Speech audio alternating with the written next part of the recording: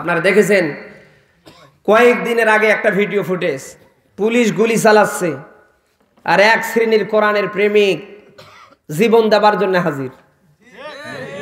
গুলি আসছে এরপর ভয় করে না। ডিএমপি যে কমিশনার, পুলিশের কিছু ভাই হতাহত হয়েছে, আমরা হাসপাতালে দেখতে পাচ্ছি, এখনো তারা শুয়ে আছে। তো ডিএমপি কমিশনার ওদেরকে দেখে বলছে, তোমরা জামাত শিবিরের গুলি খেয়ে এই জায়গায় পড়ে আছো, তোমাদের কি মনে আছে? ওরা বলছে হ্যাঁ আছে। সুস্থ হবার পরে তোমরা কি ওদের পক্ষে যাবে না প্রতিশোধ নেবে?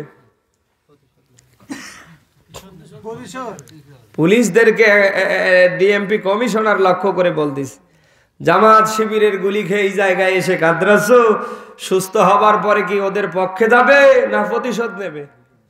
পুলিশেরা বলছে স্যার বলেন কি?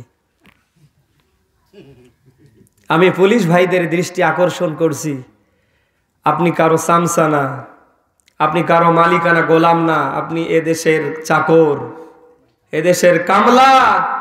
এই কথা বল না কেন? আপনি এই দেশের জনগণের সেবক। আপনার পায়ের জুতো এ দেশের জনগণের টাকা, আপনার পোশাক এ দেশের নিরীহ মানুষের, রিক্সা চালক, ভ্যান চালকের টাকা, আপনার মাথার কেপ, হাতের লাঠি, বন্দুক, রাইফেল, গুলি প্রত্যেকটাই জনগণের টাকা। এক পক্ষকে খুশি করতে গিয়ে নিরীহ নিরপরাধ ইসলামপন্থী মানুষের বুক ঝাঁঝরা করছেন, গুলি করে তারে পাখির মতো মারছেন। জবাব কি দেবেন আপনি বলেন? বলেন। আজ যাকে আপনি এক পক্ষকে খুশি করতে গিয়ে মারলেন, একটা বারের জন্য আপনার বিবেক বাঁধলো না? তার পরিবারের কি অবস্থা? লোকটার তো স্ত্রী আছে, ছেলে আছে, মেয়ে আছে, মা আছে, বাবা আছে, আত্মীয় স্বজন আছে। কি ছিল লোকটার অপরাধ? কেন এক পক্ষকে খুশি রাখতে গিয়ে এই কাজটা আপনি করলেন? আমারে বলেন। আপনি কি মরবেন না? আপনাকে আমার আল্লাহ ভালো মন্দের জ্ঞান দিয়েছে, আপনি ওই জায়গায় যদি দায়িত্ব পালন করতে না পারেন, ছেড়ে দেন, বাদাম বিক্রি করে খান। কেন আইনের পোশাক পরে জনগণের সব কিছু খেয়ে আপনি জনগণের বিরুদ্ধে এই কাজটা করলেন? কেমনে করতে পারলেন আমারে বলেন? দুনিয়ার কোন আদালত আপনার বিচার না করলেও আমার আল্লাহর আদালত অপেক্ষা করছে। কেন এই কাজটা করলেন আপনি বলেন? বলেন। আর যারা মুসলমানের ঘরে জন্ম নিয়ে নিরপরাধ মানুষদের নামে মিথ্যে মামলা লাগিয়ে দিয়ে জেলখানায় নিয়েছেন, ফাঁসি দিয়ে মেরেছেন, আপনাকে আমি দ্বিতীয়বার রেড সিগন্যাল দিয়ে বলছি, তার পরিবারের দিকে তাকান। তার স্ত্রী তারে ছাড়া ঘুমাতে পারে না, তার ছেলে মেয়েরা মানুষ হতে পারছে না, তার মা বাবা রাতের বেলা ঘুমাতে পারে না, প্রত্যেকের চোখ থেকে তাহাজ্জুদের সময় পানি ঝরছে। আপনি কেমনে বাঁচবেন আমার তো কোনো মাথায় কাজ করে না। কেন এই কাজটা আপনি করলেন আমারে বলেন? বলেন কেন করলেন? কয়দিন দুনিয়ায় থাকবেন আপনি? কয়দিন দুনিয়ায় থাকবেন? আজ আছেন চেয়ারে, আজ আছেন গেয়ারে, ক্ষমতা দেখাচ্ছেন। এ চেয়ার গেয়ার কেড়ে নিতে আল্লাহর সেকেন্ড সময় লাগবে না। কতজনকে আল্লাহ এরকম গেয়ার দিয়ে চেয়ার দিয়ে আবার খাড়া করে জুতা ফেটা করেনি? কথা বলে না কেন? আপনি ইতিহাস ভুলে যান কেন? আপনার সে অনেক ক্ষমতাশীলকে আমার আল্লাহ তাআলা চেয়ার আর গেয়ার দেবার পরে পায়ের জুতো খুলে পিটিয়ে বিদায় করেছে। সামান্য সেই চেয়ার আর গেয়ার পাওয়ার পরে আজ আপনি যা করছেন, একটাবার আপনার বিবেকে বাঁধে না? একটাবার বিবেকে বাঁধে না?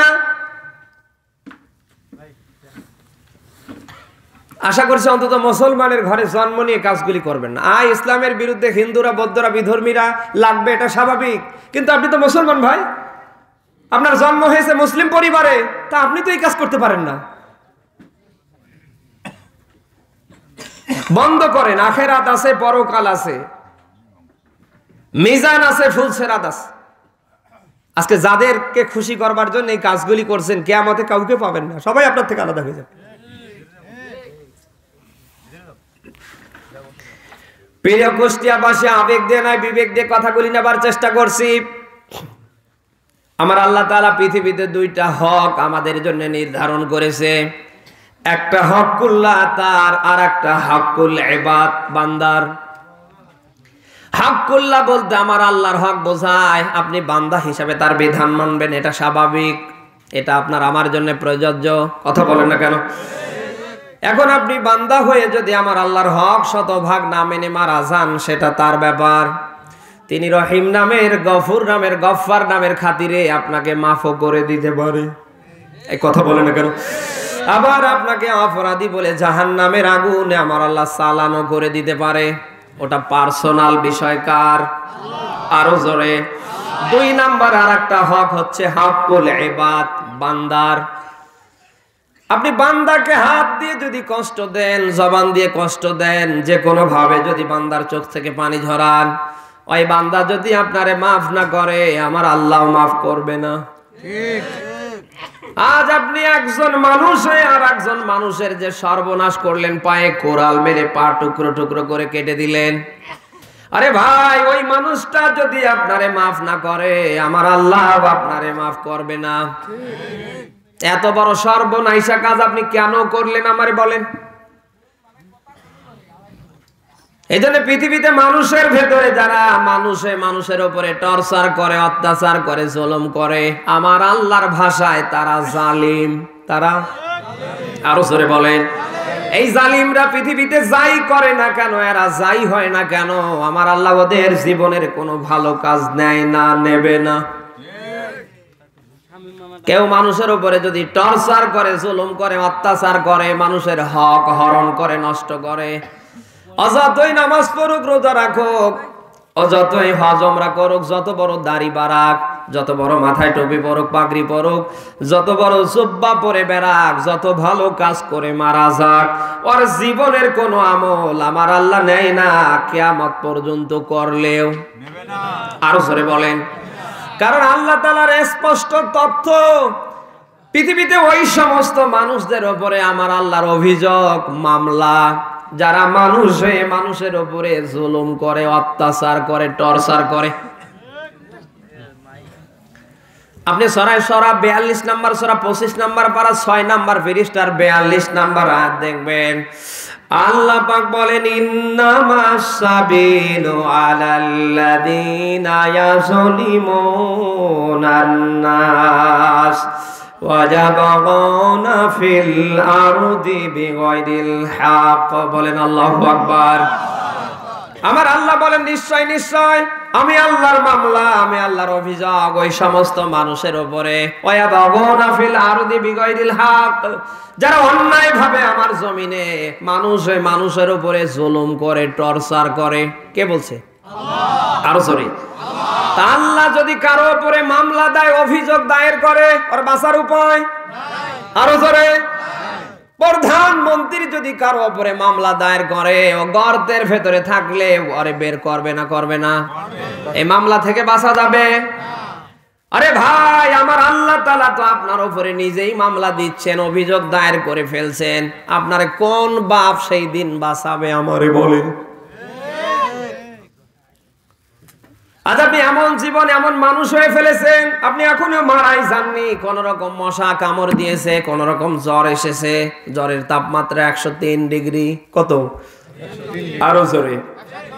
3 দিন পার হয়ে যাচ্ছে, জ্বর কমেও না। যেরকম জ্বর ওরকমই থেকে যাচ্ছে, 1 সপ্তাহ চলে যাচ্ছে। ডাক্তারেরা ব্লাড পরীক্ষা করার পরে দেখছে ডেঙ্গু জ্বর। কি জ্বর? ওরা বলছে কুষ্টিয়ায় আর হবে না, একে ঢাকায় নিয়ে যান। বঙ্গবন্ধু শেখ মুজিবুর রহমান মেডিকেল কলেজে নিজে ভর্তি করা হলো। এক পর্যায়ে 3 মাসের ট্রিটমেন্ট দিয়েছে।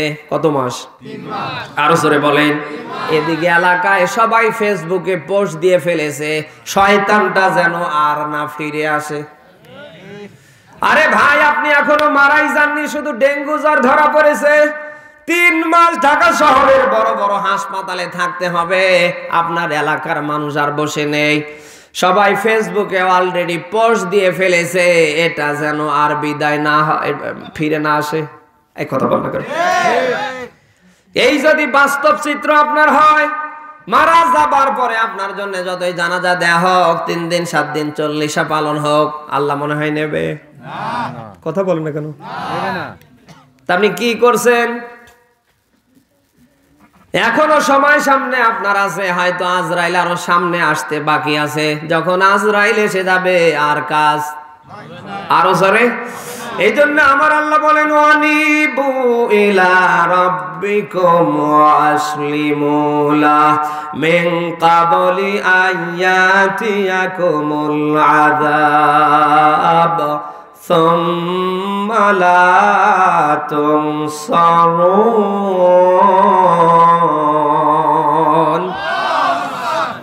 এটা সূরা জুমারের 54 নম্বর আয়াত বলছি।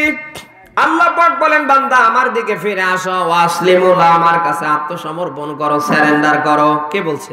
আল্লাহ। আরো জোরে। আমার আল্লাহ এই জন্যই বলছে, পৃথিবীতে কোন সৃষ্টিকুলকে আমার আল্লাহ নিজ হাতে বানায়নি, আপনাকে আমাকে আল্লাহ নিজ হাতে বানিয়েছে। এই কথা বলেন না কেন? এই জন্য আপনার আমার মতো সুন্দরতা পৃথিবীর কোন সৃষ্টি পায়নি। এই কথা কি শুনতেছেন? আমার আল্লাহ নিজ হাতে আপনারে আমারে বানিয়েছে। আমার আল্লাহ চায় না আপনি জাহান্নামের আগুনে জ্বালানি খান। আমার আল্লাহ চায় না কিয়ামতের ময়দানে ধরা খেয়ে আপনি লাঞ্ছিত হন, অপমানিত হন। এই কথা বলুন না কেন? এই জন্য আমার আল্লাহ বলছে, বান্দা আমার দিকে ফিরে আসো, ওয়াসলিমু লাহ, আমার কাছে আত্মসমর্পণ করো, সারেন্ডার করো, মাথা নত করো। ইতিপূর্বে যা হবার হয়েছে, এখন আমার দিকে ফিরে আসো, সারেন্ডার করো। আমি রব্বুল আলামিন জীবনের সব অপরাধ মাফ করে দেব। কে বলছে? আল্লাহ। আরো জোরে। আপনি যত বড়ই অপরাধী হন না কেন, আপনার অপরাধ যদি পাহাড় বরাবর হয়ে যায়, আমার আল্লাহর ক্ষমা কিন্তু তার অনেক অনেক উপরে। এই কথা বলেন না কেন? ওরে ভাই, এতদিন যা হবার হয়েছে, যা করার করেছেন, আপনি ছেড়ে দিন, বন্ধ করেন। আমার আল্লাহর বিধানের কাছে, আমার আল্লাহর ইসলামের কাছে আত্মসমর্পণ করেন, সারেন্ডার করেন। আমার আল্লাহ আপনার জীবনের কোনো অপরাধ রাখবে না, সব অপরাধ আমার আল্লাহ মাফ করে দেবে। এখন যদি বলেন যে না, ও আমার দরকার নেই, কিয়ামতের কঠিন মুসিবতের দিনে আমার আল্লাহ জাহান্নামের আগুনে জ্বালাবে। জাহান্নামের আগুনে জ্বলতে চান? কারা কারা চান দেখি? একজনও নেই। প্রিয় কুষ্টিয়াবাসী, এই জন্য কোরআন শুনতে এসেছি। আজরাইল আসার আগ পর্যন্ত আমরা কোরআনের পক্ষে থাকবো, এই কোরআন বাস্তবায়নের পক্ষে কাজ করব। আর থাকতে গিয়ে, বাস্তবায়ন করতে গিয়ে যদি আমাদের নামে মামলা আসে, আমাদের নামে হামলা আসে, আমাদের উপরে টর্চার হয়, আমাদের যদি জেলখানায়ও যাওয়া লাগে, আমরা হাসি মুখে বরণ করব। এই পারবেন তো? কারা পারবেন দেখি? লিল্লাহে তাকবীর। ভোল্টেজ আছে, হাত নামান। হযরতে আদম নবী থেকে বিশ্ব নবী মুহাম্মদুর রাসূলুল্লাহ পর্যন্ত যুগে যুগে যত নবী আর রাসূল এসেছে, প্রত্যেকের জীবনী দেখেন, শুধু ইদ্রিস নবী আর আদম নবী বাদ দিয়ে প্রত্যেকটা নবী রাসূল আমার আল্লাহর হুকুমত কায়েমের পক্ষে কথা বলতে গিয়ে, আন্দোলন করতে গিয়ে, কম বেশি প্রত্যেকেই জালিমের জেলখানায় কারারুদ্ধ হয়েছে। এই কথা বলেন না কেন? আপনি নিজেকে যদি মুসলিম দাবি করেন, আরে ভাই, কালকে থেকে যদি কোরআনের পক্ষে আপনি আসেন, এটা সমাজে রাষ্ট্রে কেমনে বাস্তবায়ন হয়? ওই শ্রেণীর মানুষকে যদি সাপোর্ট করেন, নবী রাসূলদের কোনো অপরাধ ছিল না, বিনা অপরাধে তাদের নামে মিথ্যে মামলা দায়ের করে তারা কারারুদ্ধ করেছে। আজও যদি মুমিন মুসলিম দাবি করে আল্লাহর কোরআন মেনে নেন, এই কোরআনের সমাজ রাষ্ট্র গঠনের পক্ষে ভূমিকা রাখেন, নবী রাসূলের মতো মামলা হামলা, জুলুম অত্যাচার আপনার উপর আসবেই। এটা স্বাভাবিক না অস্বাভাবিক? আরো জোরে। আজ বাস্তবতায় তাকান, পৃথিবীতে কত দল আছে যে দলের মানুষের নামে কোনো মামলা নেই, আছে কর্মা পোলাও। এই কথা বল না কেন? একটা মাত্র দল, যে দলটার সাথে মিলে যায় নবী রাসূলদের সাহাবায়ে কেরামের দল। সেই সময় নবী রাসূলদের দল যারা করেছিল, ওই দলের কর্মীদের উপরে মামলা হামলা, জুলুম অত্যাচার 180 মাইল বেগে এসেছিল। আজও নবী নেই, রাসূল নেই, নবী রাসূলের ওই দল, সাহাবাদের দল যারা বাংলাদেশে করছে, আপনি তাকিয়ে দেখেন এই দলের কর্মীদের উপরে 180 মাইল বেগে মামলা এসে যাচ্ছে। আর জেলখানায় তাকান, অন্য দলের কর্মী পাবেন না, চোর সিটার বাটপাটদের পরে আলেমদের স্থান, ইসলামপন্থী মানুষের স্থান। এই কথা বলেন না কেন? আমি এই জন্য প্রায় মাহফিলগুলিতে বলি, ইতিপূর্বে আল্লাহর নবী এবং রাসূলের দল করবার কারণে ওই দলের অনুসারীরা নির্যাতিত অপমানিত হয়েছে। আজও যারা ওই দল বাংলাদেশে করছে, জেলখানায় থাকান, তারা আওয়াজ বিভিন্ন ভাবে লাঞ্ছিত অপমানিত। এই জন্য আপনি যদি নিজেকে মুসলিম দাবি করেন, ইমানদার দাবি করেন, আপনার উপরে এগুলি ঝড় আসবে, তুফান আসবে, সাইক্লোন আসবে, টর্নেডো আসবে, আপনি বিন্দু মাত্র সরে দাঁড়াবেন না। আপনি যদি বিন্দু মাত্র এর থেকে সরে দাঁড়ান, তখন আপনি হয়ে যাবেন মুনাফিক। এক কথা বলুন না কেন? আর এরকম মুনাফিক তো এই দেশে নেই। আমরা দেখলাম একদল টুপিওয়ালা, আরে ভাই হাসানুল হক ইনুর সাথে তারা ঐক্য করছে। তারা কিছুদিন আগে বলে ফেলেছে প্রয়োজনে শয়তানের সাথে ঐক্য করব, তারপরও দেশের জামাত ইসলামের সাথে ঐক্য করব না। এই বলে নাই নাউজুবিল্লাহ, মানে এই টুপিওয়ালারা বলেছে প্রয়োজনে শয়তানের সাথে ঐক্য করব। এরপরও বাংলাদেশে যারা আবুল আলা মাউদুদীর অনুসারী, যারা জামাতে ইসলাম, যারা শিবির, আমরা এদের সাথে ঐক্য করব না। আমরা সোশ্যাল মিডিয়ায় বিভিন্ন পত্রিকায় দেখলাম ওরা হাসানুল হক ইনুর সাথে সামনে নির্বাচনে যাবে, এই জন্য তারা ঐক্য করে ফেলেছে। সুবহানাল্লাহ। আরে ভাই, কোরআনের পক্ষে এসে বড় বড় লেকচার দেয়া তো সহজ না। যারা এই কোরআনের পক্ষে এসে কোরআনের সমাজ রাষ্ট্র গঠনের পক্ষে বড় বড় লেকচার দিয়েছে, সব মাগুর মাছগুলি আস্তা জেলখানায়। আল্লামা সাইদি থেকে নিয়ে শুরু করে বড় ভাই মুফতি আমির হামজা মামুনুল হক সহকারে দেশ বরণ্য বিশ্ব বরণ্য আলেম যারা, সবাই আজ জেলখানায়। আরো আপনি লেকচার দেন, আমাদের তো কিছু হয় না, তোমার হবে কি করে? তোমার দাওয়াত আর ওই জেলখানায় যারা কারারুদ্ধ হয়ে আছে, ওদের দাওয়াত কখনো এক না।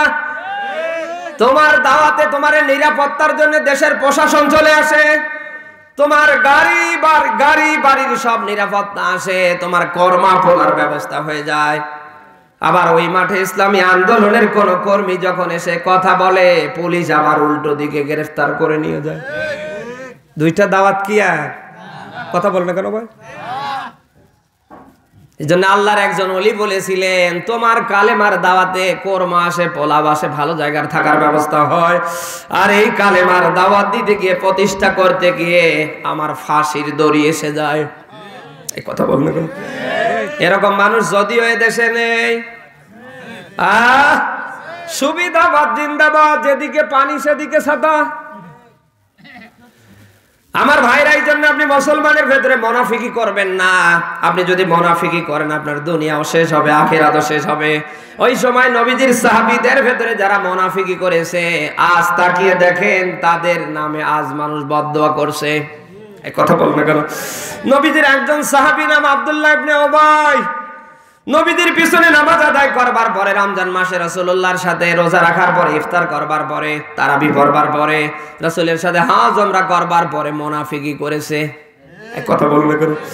মহান আল্লাহ তাআলা তার জানাজার নামাজে সব ওপেন করে দিয়েছে। নবীজি জানাজার নামাজ নিয়ে যখন দাঁড়িয়ে গেলেন, আমার আল্লাহ সঙ্গে সঙ্গে নবীজির উপরে নিষেধাজ্ঞা দিলেন, হে নবী, আর জন্য জানাজার নামাজে দোয়া করেও যা, না করেও তা।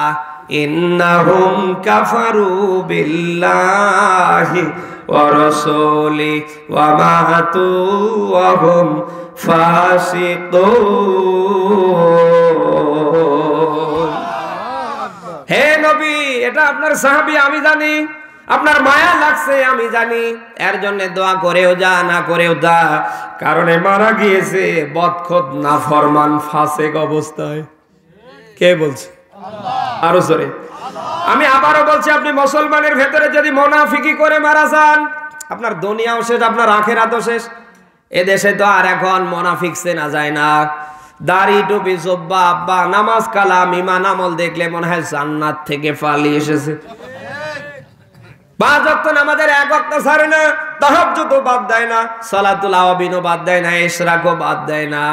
অথচ তাকিয়ে দেখেন ভিতরে ভিতরে গোপনে গোপনে মুনাফিক সেজে ইসলাম উৎখাত করবার ষড়যন্ত্র চালাচ্ছে। অথচ মাথায় টুপি, মুখে দাড়ি, জুব্বা আব্বা দেখলে মানে জান্নাত থেকে পালিয়ে এসেছে।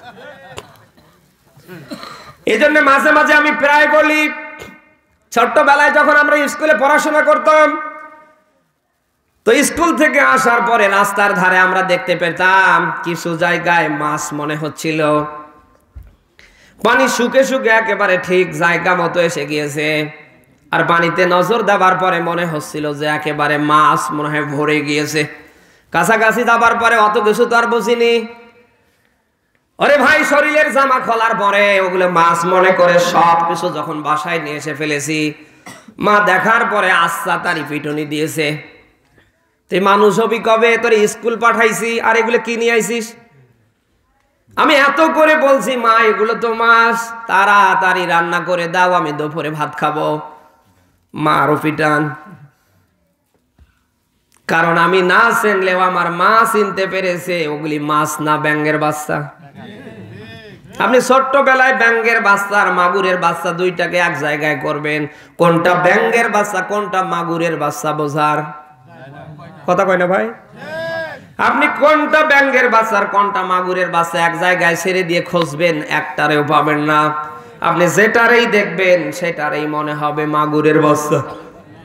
এক কথা বলেন না কেন? আরে ভাই, আমি ঘটনা বলছি না, আমি আপনাকে হাসিরও খোরাক দিচ্ছি না। আজ এই দেশে অনেকে টুপি নিয়ে, দাড়ি নিয়ে, জব্বা আব্বা নিয়ে, অনেকে নামাজ কালাম নিয়ে, ভালো ভালো আমল নিয়ে দাবি করছে মুমিন। আপনি পরীক্ষা করে দেখেন ওটা মুনাফিক। কথা বলেন না কেন? সব সহ্য করতে পারে, আমরা আলেমরা ক্ষমতায় যাব ওরা আর মানতে পারে না, টিটকারি করে। এই কথা বলেন না কেন? যে হুজুররা নামাজের পরে দোয়া করবে, মানুষ মারা যাবে, জানাজা দেবে, 3 দিন 7 দিন 40 পালন করবে, ওরা কেন ওই জায়গায়? এরকম মানুষ তো এ দেশে নেই, অথচ লোকটা নামাজ পড়ে। আল্লাহ রাসূল এই চেয়ারে বসে 10 বছর নেতৃত্ব দিয়েছে, আপনি কি ভুলতে পারবেন? কথা বলেন না কেন ভাই? তা আমরা হুজুররা এই চেয়ারে বসে ওই জায়গায় যেতে চাইলে আপনি এত মন্তব্য করেন কেন? বলেন কেন করেন? আচ্ছা, সমাজের 13টা বাজার পেছনে যারা নেতৃত্ব দিচ্ছে তারা দায়ী। তারা দায়ী না? তারা দায়ী না? কারণ আমরা এই চেয়ারগুলিতে যাদেরকে বসিয়ে ফেলেছি, আপনি তাকিয়ে দেখেন, মিলিয়ে দেখেন, কারো চরিত্র আদর্শ ঠিক নেই। দিনের বেলা একরকম, রাতের বেলা আরেক রকম। একটার জীবনে ঠিক মতো নামাজ পাবেন না, রমজান মাস আসলে রোজা পাবেন না, ভালো কোনো কাজ পাবেন না। সব সময় ভালো ভালো কাজ বন্ধ করবার চেষ্টা করে। আজ ওয়ার্ড পর্যায় থেকে পার্লামেন্ট পর্যন্ত ভালো। ও চাচা, শেষ করে দেব নাকি? চাচা উঠছে কেন? আজ ওয়ার্ড পর্যায় থেকে একেবারে পার্লামেন্ট পর্যন্ত যদি ভালো ভালো মানুষেরা বসে থাকতো, আমার তো মনে হয় 2 নাম্বার 3 নাম্বার কোনো কাজ এই দেশে হতো না। আমরা পারি না। আজ সামান্য একটা মসজিদের 5 ওয়াক্ত নামাজের ইমাম বানাতে গিয়ে আমরা তার কত যোগ্যতা দেখি। আবার ওই ইমাম যদি নামাজে ভুল করে ফেলে, আমরা এক পর্যায়ে লোকমা দিয়ে আটকে ফেলি। এক কথা বল না কেন? আরে ভাই, 5 ওয়াক্ত নামাজের ইমাম বানাতে গিয়ে যদি আপনি এত কিছু দেখেন, আপনি যাকে ওয়ার্ডের মেম্বার বানালেন, কমিশনার বানালেন, আপনার ইউনিয়ন পৌরর যাকে চেয়ারম্যান মেয়র বানালেন, ওরে ভাই, আপনাকে আমি বলছি এই লোকগুলিরও চরিত্র আদর্শ যোগ্যতা ইমামের চেয়ে কম দেখা যাবে না? ওদের চেয়ে বেশি দেখার দরকার নাই। অত কয়েকজন মানুষের দায়িত্ব নিয়ে সামনে দাঁড়ায়, আর আপনি যাকে ওয়ার্ডের মেম্বার বানালেন, কমিশন বানালেন, আপনি যাকে আপনি ইউনিয়নের, আপনি যাকে পৌরসভার চেয়ারম্যান মেম্বার বানালেন, এ তো হাজার হাজার মানুষের দায়িত্ব নিয়ে বসে আছে। আপনাকে আমি বলছি, এবার আবেগ দিয়ে নয় বিবেক দিয়ে বলেন, এই চেয়ারে যাকে বসিয়েছেন মসজিদের ইমামের চেয়ে বেশি তার যোগ্যতা দেখার দরকার আছে না নেই? আপনি কি পারেন? হ্যাঁ, আপনি এই 500 টাকার 1 প্যাকেট বিড়ি আর কয়েক বোতল পানি, আপনি পাগল হয়ে যান। ভোট 3টা, ভোট 3টা, কাজী সাহেব, ভোট 3টা, একটা চেয়ারম্যান, একটা মেম্বার আর একটা ভাইস।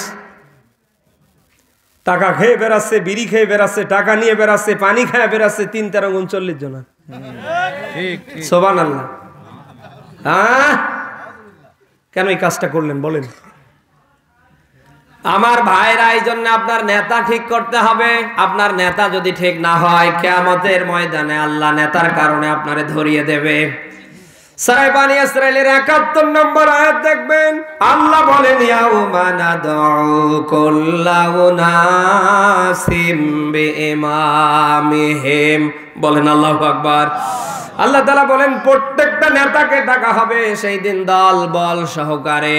আজ আপনার নেতা যদি ভালো না হয়, নামাজি না হয়, রোজাদার না হয়, ভালো ভালো কাজ করবার মতো না হয়, বিশ্বাস করুন এই নেতাকে যখন আমার আল্লাহ ডাকবে, আপনি ওই নেতারে সমর্থন দিয়ে এই চেয়ারে বসিয়েছেন, আপনি বাদ পড়বেন না, ওর পিছে পিছে যাবেন। এই কথা কয় না?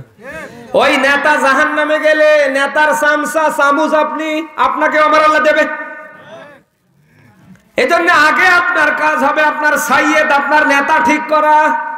যারে আপনি আজ নেতা বানিয়ে ফেলেছেন, যার পেছনে আপনি স্লোগান দিয়েছেন, যাকে আপনি ভোট দিয়ে এই চেয়ারে বসিয়েছেন, আপনি অন্তত চিন্তা ভাবনা করে দেখেন এই লোকটা ইসলামের ফরজ বিধান মানে কিনা।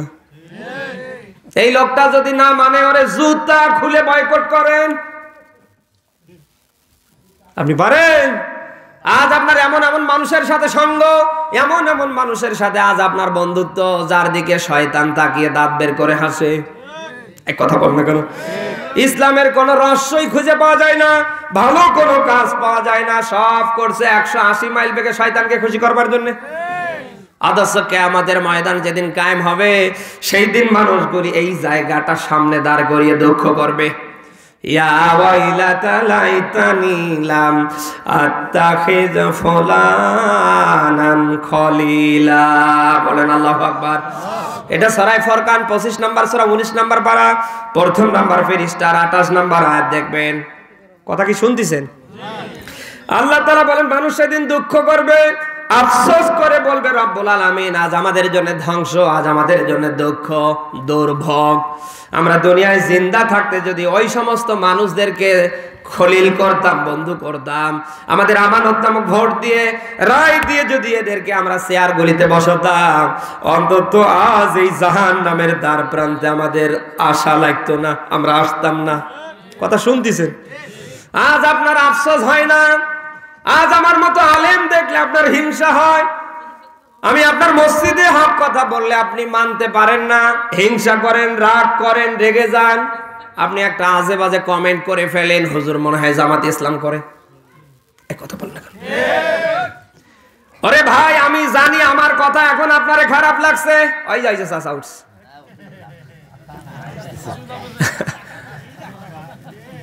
আমি জানি আমার কথা আপনারে খারাপ লাগছে, মোটেও ভালো লাগছে না। আপনি হয়তো মন্তব্য করে ফেলছেন, হুজুর কোনো কিস্সা ধরতো, কোনো ঘটনা ধরতো, হুজুর এগুলো কেন বলে। আমি জানি এখন আমার কথা আপনার ভালো লাগছে না। এমন একটা মুহূর্ত ধর আল্লাহ আপনার সামনে দাঁড় করিয়ে ফেলবে, সেদিন আপনার ভালো লাগবে, শোনার জন্য আগ্রহ আসবে, কোনো লাভ হবে? আরো জোরে। আপনি সূরা মোট 67 নম্বর সূরা 29 নম্বর পারা, প্রথম নাম্বার পৃষ্ঠার 10 নম্বর আয়াত দেখবেন।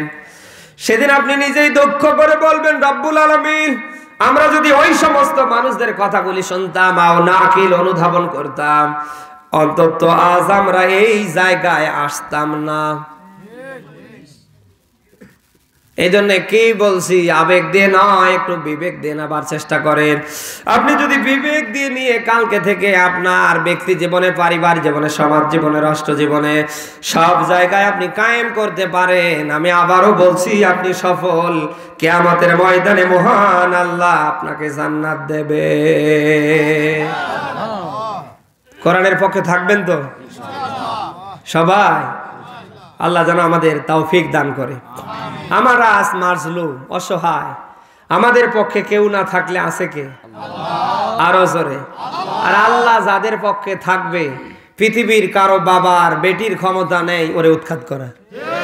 আপনারা জানেন আল্লাহ রাসূল বিশ্বনবী মুহাম্মদ রাসূলুল্লাহর উপরে দীর্ঘ 83 বার আক্রমণ এসেছিল, সরাসরি, ইনডাইরেক্টলি না, ডাইরেক্টলি ভাবে। কতবার? 83 বার আক্রমণ এসেছিল রাসূলকে হত্যা করবার, পারেনি। রাসূলের সাথে ছিল কে? আরো জোরে। আল্লাহ তাআলা বলছেন ইয়া আইয়ুহান নবী, হে নবী, হাসবুকাল্লাহ, আমি আল্লাহ তোমার জন্য যথেষ্ট। ওমানিত্তাবাকা মিনাল মুমিনিন, মুমিন হিসাবে তোমারে যারা ফলো করবে, তোমারে যারা অনুসরণ করবে, আমি আল্লাহ ওদের জন্য যথেষ্ট। নবীর সাথে ছিল কে? রাসূলদের সাথে ছিল কে? নবী রাসূলের সাহাবায়ে কেরামের সাথে ছিল কে?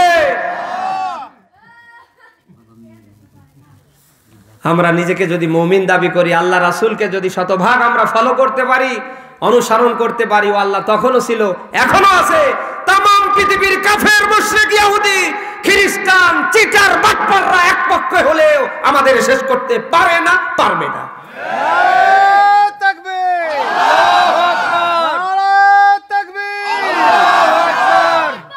আজ ইসলামের শত্রুরা, আজ আমাদের উপরে এত জুলুম, অত্যাচার, অবিচার, আমাদেরকে ফাঁসি দিয়ে মারা হলো। আমাদের উপরে এখনো এত পরিমাণ জুলুম, অত্যাচার 180 মাইল বেগে এসে যাচ্ছে। এরপরও আমাদের সংখ্যা কম না বেশি? কথা বলে না কেন? একটা ঘন্টার জন্য বড় হুজুরে ময়দানে দেন না, আমির হামজারে একটা ঘন্টার জন্য কুষ্টিয়ায় পাঠান না। আমার মনে হয় শুধু কুষ্টিয়া জেলা না, বাংলাদেশের 64 জেলার মানুষ পাগল হয়ে যাবে ওকে দেখার জন্য।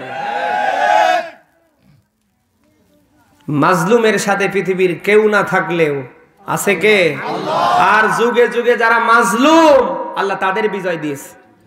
এই কথা বলবে কেন? ফেরাউন কি পরিমাণ ষড়যন্ত্র চালিয়েছে মুসাকে বিদায় করবার জন্য। ক্ষমতায় বসার পরে জ্যোতিষী ডাক দিয়ে বলেছে কিছুদিনের মধ্যে একটা পুত্র সন্তানের আবির্ভাব হবে। ও আসার পরে এক পর্যায়ে রাজপ্রসাদে রাজকীয় ভাবে বড় হবে, এক পর্যায়ে তোমার চেয়ারে এসে বসে তোমার গুঁতো দিয়ে ফেলে দেবে। কথা বল না কেন? এই ভয়ে ফেরাউন কত পরিমাণ পুত্র সন্তানকে হত্যা করে ফেলেছে। এ কি নতুন ইতিহাস? কথা বল না কেন? মুসারে কি ফেরাউন আটকাতে পেরেছে? সব শেষে সবার চোখ ফাঁকি দিয়ে আল্লাহ মুসার বাড়িতে ফেরাউনের বাড়িতে মুসারে পাঠালেন। রাজকীয় ভাবে, রাষ্ট্রীয় ভাবে মুসা বড় হলেন। সুবহানাল্লাহ বলতে পারেন না? ইব্রাহিমকে ঠেকানোর জন্য নমরুদ কত পরিমাণ চেষ্টা করেছে, কত যুদ্ধ জিহাদ করেছে। শেষ পর্যায়ে ইব্রাহিমকে আগুনের ভেতরে ফালিয়ে দিয়েছে। এরপরও ইব্রাহিমকে শেষ করতে পেরেছে? সবাই বলেন। আমাদের নবীকেও মারার জন্য এই যে একটু আগে বললাম কত চেষ্টা করা হয়েছে, তারা পারেনি। অতএব কারণে আমরা মাজলুম, অসহায়। আমাদের সাথে কেউ না থাকলে আমাদের সাথে আছে কে? আমাদের রক্ত যত জমিনে পড়বে, আমাদের নামে মামলা, হামলা, জুলুম, অত্যাচার যত ঘনিয়ে আসবে, তত বেশি মহান আল্লাহ তাআলা মাটি মানুষের কাছে ইসলাম আল্লাহ পৌঁছে দেবে। একটা আলেম জেলখানায়, হাজার হাজার আলেম বাংলাদেশ। এক কথা বললেন কেন? এক আমির হামজা জেলখানায়, হাজার আমির হামজা ময়দানে। আমির হামজা জাননে কথা বলেনি, ময়দানে বর্তমান যারা বিরাজ করছে 90 আমির হামজারা তার চেয়ে বেশি রিস্কে কথা বলছে। এক আল্লামা সাঈদী জেলখানায়। বাংলার এমন কোন জায়গা বাদ আছে ওই জায়গায় আল্লামা সাঈদীর কণ্ঠ না বাজে? আজহারিরে মালয়েশিয়ায় পাঠালে হবে কি? দেশে আজহারির অভাব আছে? এখন তো দেখছি আমি ম্যাক্সিমাম বক্তারাই আজহারি হবার চেষ্টা করছে। মুসলমানের এই বিজয় দিয়েছে কে? আরো জোরে। অতএব মাজলুমদেরকে সেই সময় থেকে কিয়ামত পর্যন্ত শেষ করবার জন্য একটা দল কাজ করে, কিয়ামত পর্যন্ত করবে, কিন্তু তারা লাভবান হতে পারবে? ইতিপূর্বে নমরুদ বলেন, ফেরাউন বলেন, আবু জাহেল বলেন, সাদ্দাত বলেন, আব্রাহা বলেন, তারা এই দুর্বল দলটিকে শেষ করবার সর্বাত্মক প্রচেষ্টা চালিয়েছে, পারেনি।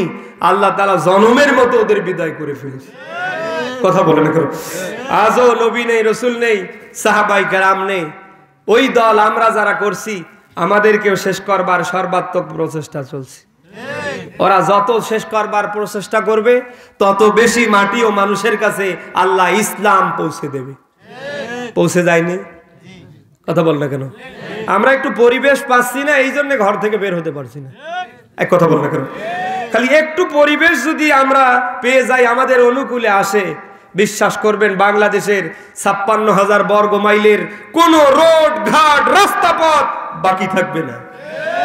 আমরা বাড়াতে পারছি না বেকায়দায়। কথা বলো না কেন? শেয়ার ওদের, বন্দুক ওদের, নল ওদের, ক্ষমতা ওদের, সব ওদের। কারণ ওরা আছে শেয়ারে, ওরা আছে গ্যারে। এই কারণে হয়তো আমরা বের হতে পারছি না। তবে ওদের কাছে এগুলি চিরদিন থাকবে না। আজ হয়তো আবহাওয়া আছে ওদের অনুকূলে, এই জন্য মনে যা চায় ওরা তা করতে পারছে। এই আবহাওয়া কিন্তু চিরদিন ওদের অনুকূলে। কথা বল না কেন? আজ আছে কাল, আজ আছে কাল। এই যে কয়েক ঘন্টার ব্যবধানে রাত শেষ হয়ে দিন শুরু হবে, আবার কয়েক ঘন্টার ব্যবধানে দেখবেন সূর্য এক পর্যায়ে ডুবে যাবে, আবার এরকম রাত আসবে। এই যে এখন আজকে বিশেষ করে সারা দেশ জুড়ে অত্যন্ত শীতের ভয়াবহতা। কথা বল না কেন? আমার তো মনে হয় না যে বাংলাদেশের কোনো জায়গায় আজকে সূর্য দেখা গিয়েছে। আপনি কি মনে করেন এরকম কালকেও যাবে? যদি যায় তার পরের দিন, তার একদিন না একদিন তো আকাশ ক্লিয়ার হবে। কথা বল না কেন? আজকে সূর্য ওঠেনি জন্য যে একেবারে সারা জিন্দেগির জন্য উঠবে না, ব্যাপারটা কি এরকম? এখন শীত আছে, কিছুদিন পরে আর থাকবে না, তখন গরম লাগবে। কথা বল না কেন? এক মাঘে শীত যায় না, শীত বারে বারে আসে। আজ আবহাওয়া আপনার অনুকূলে আছে, আপনার চেয়ার আছে, ক্ষমতা আছে, রাইফেল আছে, গুলি আছে, হেলমেট বাহিনী আছে, পুলিশ আছে, এটা কালকে নাও থাকতে পারে। অতএব যা করছেন আন্দাজ করে করেন। আপনারা দেখেছেন ভিডিও ফুটেজে বড় ভাই মুফতি আমির হামজা প্রায় বলতো একজন বানর তার মালিকের সাথে বিভিন্ন আড্ডাখানায়, চিড়িয়াখানায়, পার্কে যেত। মালিক বানররে পুঁজি করে বিভিন্ন খেলা দেখাতো। তো যারাই আসতো খেলা দেখার জন্য তারাই বিভিন্ন ফল ফ্রুট ব্যাগে করে নিয়ে আসতো আর বানররে দিত। বানর আনন্দের চোটে মুখে দিয়ে খেয়ে ফেলতো। হঠাৎ করে এক যুবক আর যুবতী একটা আম নিয়ে এসে বানরের হাতে দিয়েছে। বানর আগে যেভাবে খেয়েছে ঠিক একইভাবে আমটা মুখে নিয়ে খেয়ে ফেলেছে।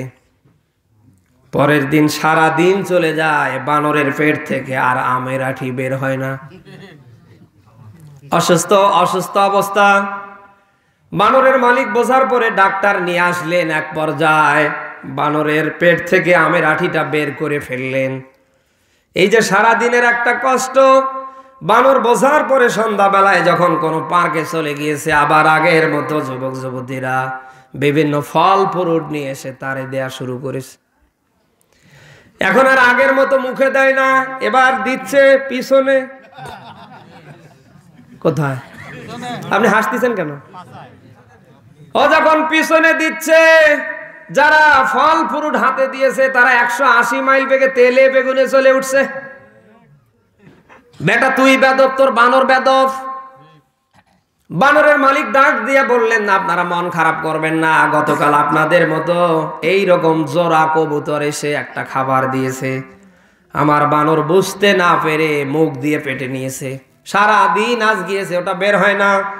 অতঃপর ডাক্তার নিয়ে এসে বের করা হয়েছে। আমার বানর সারা দিনের কষ্ট ভোগ করবার পরে আমার মনে হয় এর থেকে শিক্ষা নিয়েছে, মুখ দিয়ে যেটা ঢোকাবে ওটা বের হবে কিনা। এই জন্য পিছনে মাপ দিচ্ছে, মুখ দিয়ে ঢুকলে আবার বের হবে। তো কথা বললো কেন? আজ মুসলমানের ঘরে জন্ম নিয়ে ক্ষণিকের জন্য এই চেয়ারে বসার পরে আজ আপনি নিরীহ মুসলিম মানুষের উপরে যা করছেন, অন্তত চিন্তা ভাবনা করেন। এই বানর আর বানকের মালিকের জীবনী থেকে শিক্ষা নেন। আজ যা করছেন ছাড় পাবেন তো। আসলে কি বলবো, লজ্জা শরম যার নেই, নবীজি বলেন তার ঈমান আল হায়াউ শুবাতুম মিনাল ঈমান। যার লজ্জা নেই, শরম নেই, তার কোনো ঈমান। আস্তে আস্তে দেখলাম এক নেতা বলছে এদেশ আমাদের, যা ইচ্ছা আমরা তাই করব, কারো বলার কোনো অধিকার নেই।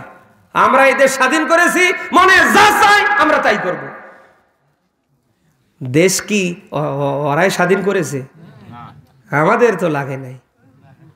কেমনে একটা মানুষ এই কথা বলতে পারে বলেন তো? আমি তো দেখছি মাঝে মাঝে পাগলগুলো যে কোন দেশ থেকে আমদানি হয়। পাবনার গারদ পরে আছে, পাগলা গারদ। কিছুদিন আগে এক পাগল দেখলাম, খেলা হবে, খেলা হবে, কি বড় খেলোয়াড়। তো ওই জায়গায় কেন মামু? খেলতে মাঠে আসো। এদেশের ৯৬% মুসলমান তো খেলতে প্রস্তুত, শুধু খেলোয়াড় হিসাবে তোমারে পায় না। কত বড় পাগল হলে কথা বলতে পারে চিন্তা করেন তো। খেলা হবে, আমাদের যাচ্ছে বাড়ি পড়া, আর এরা বলছে খেলা হবে। আজ আমাদের উপরে সবকিছু চাপিয়ে দিয়ে যারা এই কথা বলে খেলা হবে, এরা কি জনগণের বন্ধু হতে পারে? আমাদের যাচ্ছে বাড়ি পড়া, ওরা খাচ্ছে আলু পড়া। ৯৬% মুসলমানের দেশে মুসলমান এটা বরদাস্ত করবে না। মুসলমানের পিছনে এখন দেয়াল। আপনি কাজগুলি কেন করেন? খেয়ে দিয়ে কোনো কাজ নাই, খালি ইসলামের বিরুদ্ধে, আলেমদের বিরুদ্ধে। ছেড়ে দেন, বন্ধ করেন, ছেড়ে দেন, বন্ধ করেন, নাহলে ৯৬% মুসলমানের দেশে মুসলমান জুতা পেটা করে সোতা করে ফেলবে। বন্ধ করেন। আল্লাহ তাআলা আমাদের প্রত্যেককে যেন কোরআনের জন্য, ইসলামের জন্য মঞ্জুর করে। যতদিন আমরা থাকবো কোরআনের পক্ষে থাকবো, কোরআনের সমাজ রাষ্ট্র যারা গঠন করতে পারে আমরা তাদের পক্ষে কাজ করব। পারবেন তো ইনশাআল্লাহ? দরুদ ও সালাম মানবতার মহান নবী মুহাম্মদুর রাসূলুল্লাহ বলেন সাল্লাল্লাহু আলাইহি ওয়াসাল্লাম। আমি আপনাদের মাঝে কোরআনুল কারীমের সূরা হাসর থেকে 18 নম্বর আয়াত পড়েছি। আমি বলবো না শেষ করে দেব? থাকবেন তো? সূরা রুম থেকে, কোন সূরা? সূরা রুম থেকে 41 নম্বর আয়াত পড়েছি। একটু জবান খুলে বলেন আউযু বিল্লাহি মিনাশ শাইতানির রাজিম, বিসমিল্লাহির রহমানির রহিম। জহরাল ফাসাদু ফিল বাররি ওয়াল বাহরি বিমা কাসাবাত আইদিন নাস লিউযীকাহুম বা'দাল্লাযী আমিলু লাআল্লাহুম ইয়ারজিউন। সাদাকাল্লাহুল আযীম। সূরা রুম, কোন সূরা? আমরা একেবারে শেষ আয়াত 41 নম্বর একটা আয়াত পড়েছি। কি দিয়েছে আয়াতের ভেতরে, এখান থেকে আমরা শিক্ষা নিয়ে এরপরে বাড়িতে যাব ইনশাআল্লাহ। আল্লাহ তাআলা বলছে জলে স্থলে পৃথিবীতে যত বিপদ আপদ মুসিবত আসে সব এগুলি আমাদের দু হাতের কামাই। কাদের কারণে আসে? আরো জোরে বলেন। আপনি বলেন আজ আমরা যা করছি, আজ আমাদের ডানে বামে সামনে পিছনে যত আযাব গজব মুসিবত, আল্লাহর বিভিন্ন মহামারী আসছে, এগুলি কি আমাদের দ্বারা না? কথা বলেন না কেন? আমরা কিছুদিন আগে করোনা পার করলাম, এখনো করোনা যায়নি, আবার আসিতেছে দুর্ভিক্ষ। এই কথা বলেন না কেন? মানুষ ঝড়ের গতিতে ইসলামী ব্যাংক থেকে টাকা পয়সা, বিভিন্ন ব্যাংক থেকে টাকা পয়সা তুলে ফেলছে। ব্যাংকে গিয়ে দেখবেন ব্যাংকিং লেনদেন একেবারে কমে গিয়েছে। তো করোনাই এখনো যায়নি, এখনো করোনার শনাক্ত হচ্ছে। আবারও দুর্ভিক্ষ এসে 180 মাইল বেগে আমাদের চাপিয়ে ধরছে। কিসের কারণে?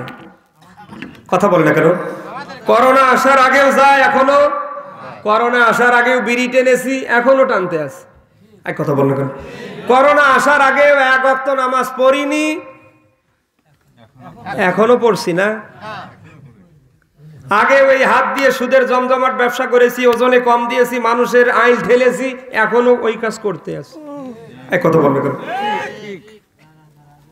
আপনার পরিবর্তনটা কোন জায়গায় আমারে বলেন। এই যে আয়াত আমি পড়লাম, আপনারা শুনলেন, আল্লাহ তাআলা বড় বড় আযাব গজব পৃথিবীতে পাঠায়, করোনা মহামারী এই সেই।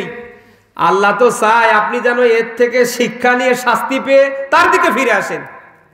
আল্লাহ চায় আপনার পরিবর্তন। ভালো মানুষ, আপনি হেঁটে গিয়ে রাস্তার মাঝখানে দাঁড়ালেন, মোটর সাইকেল এসে ধাক্কা দিয়ে পাটা খেয়ে ফেললেন। ও পা কিন্তু আল্লাহ এমনি আপনারে নেয়নি, ও পা নেওয়ার পেছনে কারণ আছে না নেই? কথা বলে না কেন?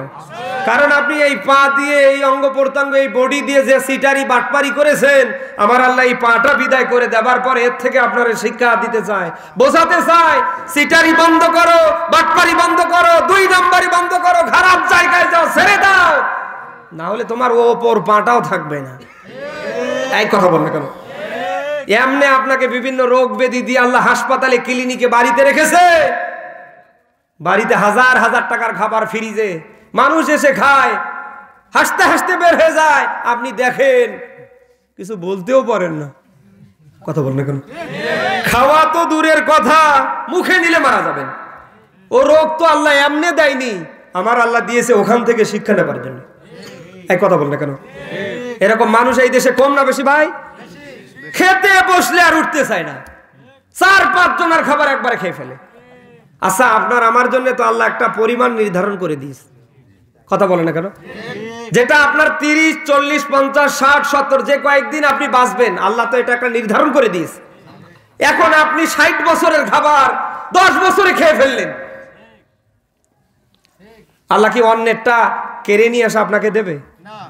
আল্লাহ দেখছে 30 বছর, 40, 90 বছরের খাবার 30 বছরে খেয়ে ফেলছে, তখন আল্লাহ বলছে দাঁড়া, ডায়াবেটিস নামক মহামারীকে ডাক দিয়ে বলছে, এই কোথায়, ওরে ধর। কথা কয় না? এমন রোগ, হাই সর্বনাশ, সারাদিন যায় ভাতের কাছে যায়, কত ভালো খাবার দেখে, খেতে পারে না। ডাক্তার বলেছে বেশি খেলেই মারা যাবে। আল্লাহ কি অবিচারক?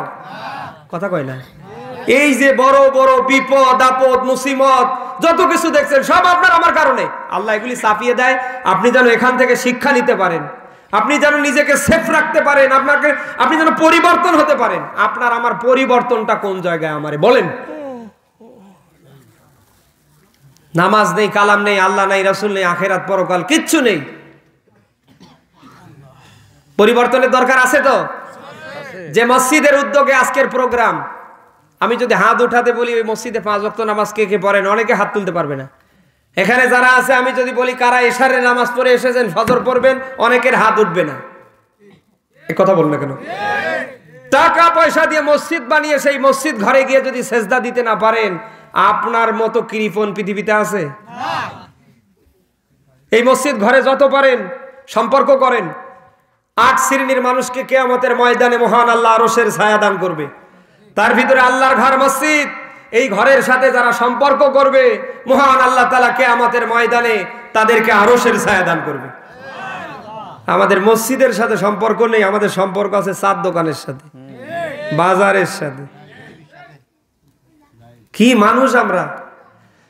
কালকেই যদি সকালবেলা আব্দুল্লাহ ভাই 10টার পরে আপনার বাড়িতে চলে যায়, গেটে টক টক করে আওয়াজ দেয়, ভেতর থেকে আপনার স্ত্রী বা ছেলে মেয়ে আওয়াজ দেবে, কে? উনি বলবে আমি হুজুর। তখন উনি বলবে আমি আব্দুল্লাহ হুজুর, আব্দুর রহমান ভাই কি বাসায় আছে? আপনার স্ত্রী হোক, মেয়ে হোক, ছেলে হোক, তারা আওয়াজ দিয়ে বলবে নেই। কোথায় গিয়েছে? বাজারে। আবার মনে করেন রাত 9টার ওদিকে আসার পরে আবার জিজ্ঞেস করছে আব্দুর রহমান ভাই কি এসেছে? বলে না। কোথায় গিয়েছে? বলে মসজিদে। কখন আসবে? হুজুর আপনি 5টা মিনিট অপেক্ষা করেন, আসছে হয়তো। এই কথা বল না কেন? কিন্তু সকালবেলা উনি যখন গিয়েছে, তখন যদি জিজ্ঞেস করতো আব্দুর রহমান ভাই কোথায়? বাজারে। কখন আসবে? আপনার স্ত্রীও বলতে পারবে না, ছেলেও বলতে পারবে না, মেয়েও বলতে পারবে না আপনি কখন আসবেন। এক কথা বল না কেন? কারণ আল্লাহর ঘর মসজিদের সাথে আপনার সম্পর্ক কম, আর বাজার, চার দোকান, বিভিন্ন আড্ডাখানায় আপনার মহব্বত কম না বেশি? বলেন। আল্লাহর আসমানের জমিনে, আল্লাহর আসমানের উপরে জমিনের উপরে শ্রেষ্ঠ জায়গা আল্লাহর ঘর মসজিদ। এই জন্য সূরা জিনের 18 নম্বর আয়াত দেখবেন আল্লাহ বলেন ওয়ান্নাল মাসাজিদা লিল্লাহ। আল্লাহ বলেন মসজিদ আমার জন্য। মসজিদ কার জন্য? আরো জোরে। আমরা শুনেছি আল মসজিদু বাইতুল্লাহ, মসজিদ হলো আল্লাহর ঘর, বাইতুল্লাহর একটা অংশ। এই আল্লাহর ঘর মসজিদে যারা যত বেশি যাবে তত বেশি সম্পর্ক হবে কার সাথে? বলেন। কিয়ামতের কঠিন মুসিবতের দিনে মসজিদে যারা যত বেশি যাবে, এই মসজিদগুলি তাদের পক্ষে তত বেশি সুপারিশ করবে। আমার আল্লাহ তাআলা সূরা কারাইশের ভেতরে তার ঘরের ব্যাপারে বর্ণনা দিয়েছেন, ফালিয়াবুদু রাব্ব হাযাল বাইত আল্লাযী আত'আমাহুম মিন জু' ওয়া আমানাহুম মিন খাউফ। কান লাগান, আল্লাহ বলেন অতঃপর আমার এই ঘরের ইবাদত যারা করবে আমি আল্লাহ খাবার সময় খাদ্য দেব, तमाम ভয় ভীতি থেকে আমি আল্লাহ তাদের নিরাপদ রাখবো। সুবহানাল্লাহ বলতে পারেন না? আজ যে মহামারী, আজ যে দুর্ভিক্ষ আসিতেছে, এর থেকে যদি আপনি বাঁচতে চান আল্লাহর ঘরের সাথে সম্পর্ক করেন, আল্লাহর ঘরে গিয়ে ইবাদত করেন, আমার আল্লাহ খাবার বেলায় খাদ্য দেবে, আর तमाम পৃথিবীর ভয় ভীতি বিপদ থেকে আমার আল্লাহ আপনাকে বাঁচিয়ে দেবে। ওটা আছে আজ আপনার। আজ আপনিও যেমন আপনার পরিবারে যারা আছে ওরা তো আরো নেই। এই কথা বলে না কেন?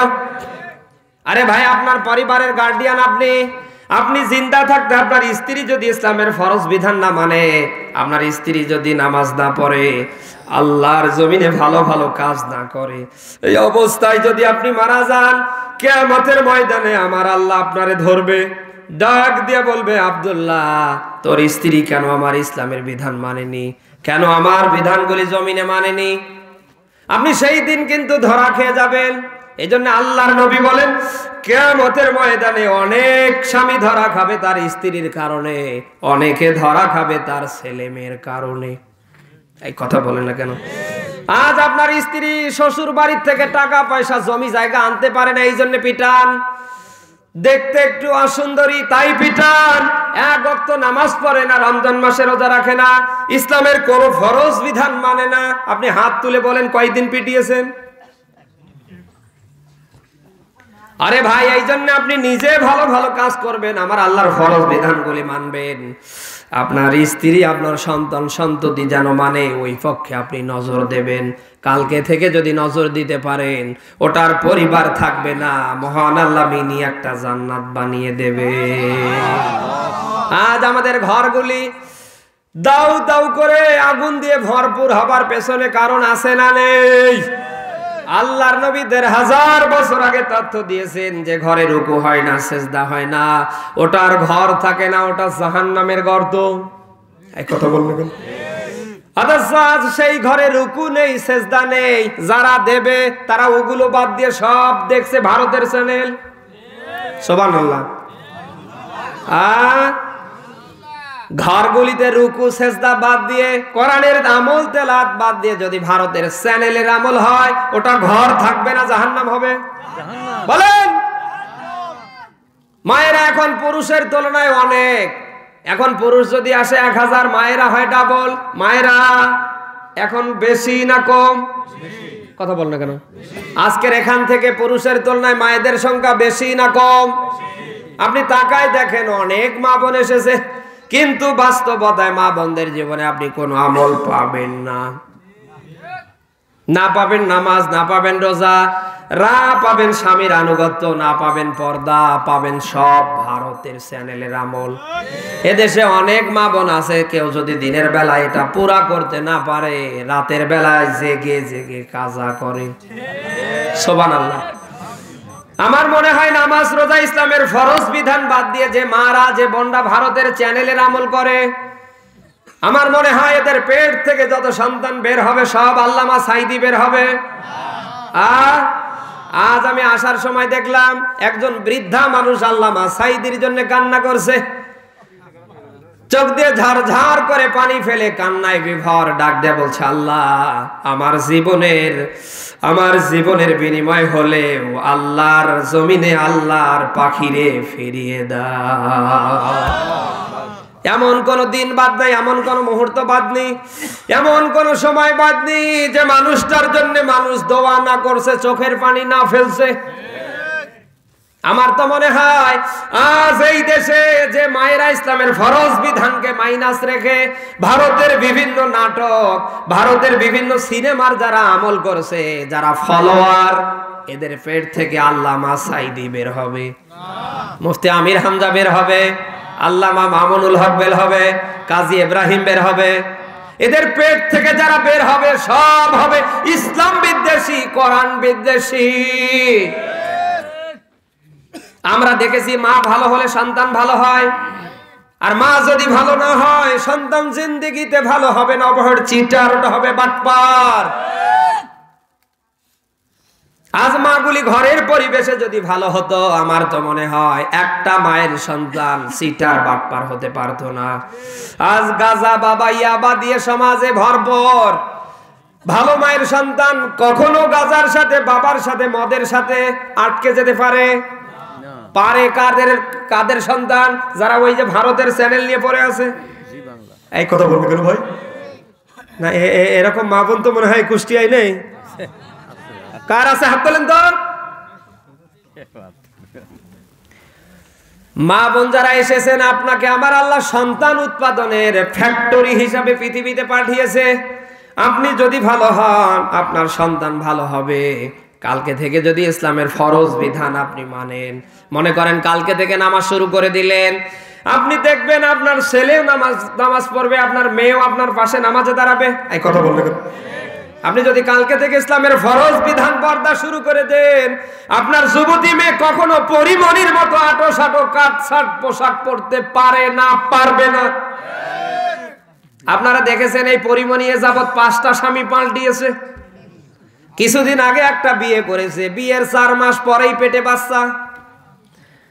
আবার এই বাচ্চাটা পৃথিবীতে এসেছে, এখনো 4 মাস পূর্ণ হয়নি, আবার তার স্বামীরে ছেড়ে দিয়েছে। আচ্ছা, এই নর্তকীরে কি স্বামী ভালো লাগে? কথা বল না কেন? আচ্ছা, আপনার কারণে আপনার মেয়েরা পরিমণিকে ফলো করছে। কালকে থেকে আপনি ইসলামের ফরজ বিধান পর্দা নিজের জীবনে তুলে নেন, আপনার মেয়ে হবে আল্লাহর আসমানের নিচে জমিনের উপরে শ্রেষ্ঠ দিনদারি একটা মেয়ে। এক কথা বলবে, মা যদি বোরকা পরে পর্দা করে, মেয়ে মাস্ট বি বোরকা পরবে, পর্দা করবে। আর মা যদি পরিমণিকে ফলো করে, মেয়ে কি হবে? এক কথা বলবে কেন? কি করছেন আপনি? হ্যাঁ, সন্তানগুলিকে ঘরের পরিবেশে আপনি নষ্ট করছেন। আপনার কারণে আজ আপনার ছেলে গাজার সাথে, বাবার সাথে, পরকীয়ার সাথে, জানা, ব্যভিচার, ইফতিজিন, ধর্ষণের সাথে জড়িত। আপনার ছেলের বিচার মানুষ করতে আসে, আপনার লজ্জা করে না? আপনার মেয়ে অন্যের ছেলে নিয়ে রোড ঘাট রাস্তা পথে ধরা পড়ে, আপনার লজ্জা করে না? আপনি কেমন মা? আপনার মতো মায়ের অনেক সন্তান আছে, আপনার মতো অনেক মা, অনেক বোন আছে, যাদের সন্তান ঘর থেকে বের হলে মানুষ মন থেকে দোয়া করে। এক কথা বলবেন কেন ভাই? আপনি মা হিসেবে কি করলেন? কি জবাব দেবেন আপনি বলেন? আল্লাহ না করুক এই অবস্থায় যদি আপনি মারা যান, হাফেজ আব্দুল্লাহ ভাই সহকারে আমি, কাজী সাহেব, যত বড় হুজুরই হয় না কেন, আপনার জানাজা নিয়ে দাঁড়ালে ওটা আল্লাহ নিতেও পারে, নাও পারে। কারণ উনিও ভাড়া, আমিও ভাড়া, উনিও ভাড়া। এক কথা কয় না? টাকা পায়, টাকা দেন জন্য উনি মসজিদে মাদ্রাসায় দায়িত্ব পালন করছে।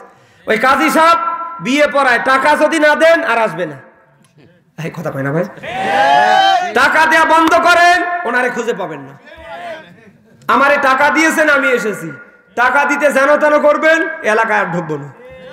তুমিও ভাড়া, আমিও ভাড়া, সবাই ভাড়া। তা আপনি মারা গেলে আমরা ভাড়া, বোঝেন তো ভাড়া জিনিসের কাজ কতটুকুন। তা আপনার জন্য আমি হুজুর, সারা দেশের হুজুররা যদি এসে দোয়া করে, এটা তো আল্লাহ নিতেও পারে, নাও পারে, কোনো গ্যারান্টি নেই। অথচ যে ছেলে মেয়েকে নিয়ে কথা বলছি,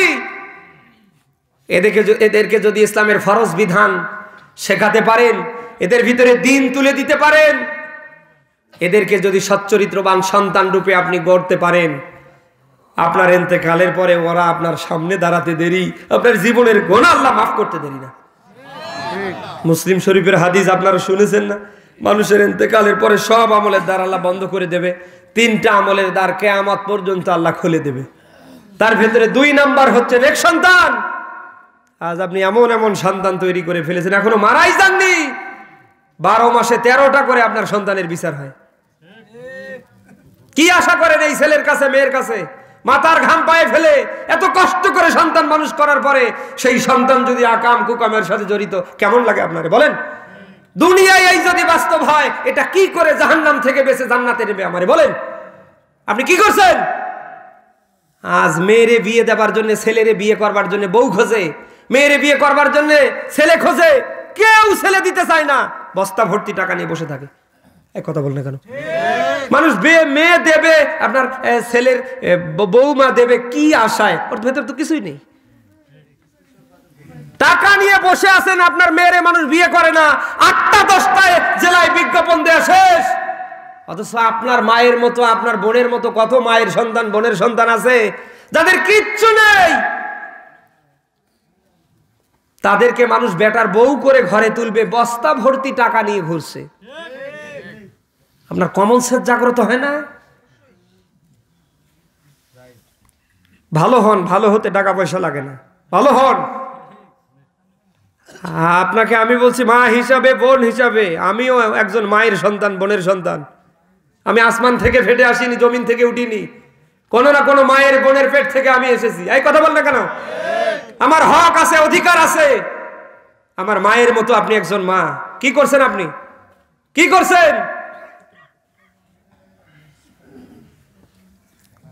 এসেছেন যেহেতু কিছু শুনে যান। বিশ্বনবী বলেন কিয়ামতের ময়দানে হযরতে ফাতেমাতুজ জোহরাকে আমার আল্লাহ তাআলা জান্নাতে মহিলাদের সরদারিনী বানিয়ে ফেলবে। হযরতে ফাতেমাতুজ জোহরার জীবনী যদি আপনি পড়েন, 2টা জিনিস পাবেন। 2টা জিনিসের কারণে মহান আল্লাহ কিয়ামতের ময়দানে সমস্ত জান্নাতি মহিলাদের সরদারিনী বানিয়ে ফেলবে। তার ভিতরে নাম্বার 1 আমরা পেয়েছি স্বামী। নাম্বার 1 কি? আরো জোরে। আমি জানি আপনাদের কষ্ট হচ্ছে। নাম্বার 1 হচ্ছে স্বামী। স্বামীর কারণে হযরতে ফাতেমাতুজ জোহরার সম্মান মর্যাদা আমার আল্লাহ এত পরিমাণ বাড়িয়ে দিয়েছে। মায়েরা যারা এসেছেন, আপনিও যদি পারেন আপনার স্বামীকে আপনি খুশি রাখার চেষ্টা করেন, স্বামীর মন জয় করার চেষ্টা করেন, মহান আল্লাহ ফাতেমাতুজ জোহরার সাথে কিয়ামতের ময়দানে জান্নাতে যাবার ব্যবস্থা করে দেবে।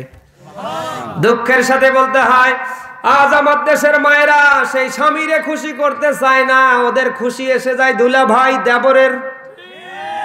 এই কথা বলেন না কেন? একটা কথাও বানিয়ে বলছি না।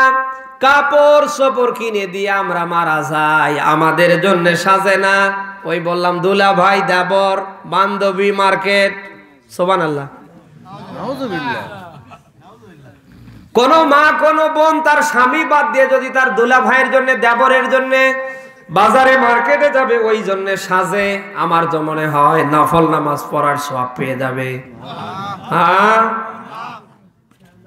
আচ্ছা আল্লাহর নবী বলেন, কোন স্ত্রী যদি তার স্বামীর মন জয়ের জন্য সাজতে পারে, যতক্ষণ